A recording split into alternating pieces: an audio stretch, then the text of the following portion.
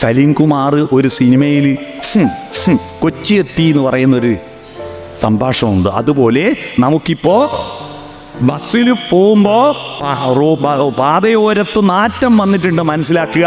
അവിടെ വീടുകൾ കുറഞ്ഞ സ്ഥലമാണ്, നല്ല പച്ചപ്പുള്ള സ്ഥലമാണ്. അവിടെ കൊണ്ടുപോയിട്ട് മാലിന്യങ്ങൾ തള്ളുകയാണ്, പ്ലാസ്റ്റിക് സഞ്ചികൾ തള്ളുകയാണ്, പ്ലാസ്റ്റിക് കുപ്പികൾ വലിച്ചെറിയുകയാണ്. Use and throw, use and throw എന്ന മുദ്രാവാക്യത്തിൽ മറ്റൊരർത്ഥമുണ്ട്.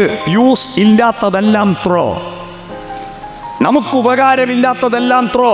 ഈ സംസ്കാരമാണ് ഒരു പ്രായം കഴിഞ്ഞാൽ അമ്മേനെ കൊണ്ട് യൂസ് ഇല്ല, ത്രോ, ഓച്ചിറെ കൊണ്ട് ഇളക്കുക അല്ലേ, അല്ലെങ്കിൽ ഗുരുവായൂർ നടയിൽ അല്ലെ വൃദ്ധമന്ദിരത്തിൽ അച്ഛനെ കൊണ്ട് ഗുണമില്ല, വലിച്ചെറിയുക.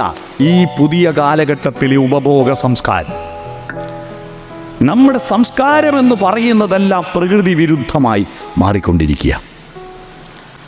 പ്രകൃതിയോട് എതിർത്തിട്ട് പോരാടാനല്ല, പ്രകൃതിയോട് ഒത്തുചേർന്ന് വളരാനാണ് സംസ്കാരം.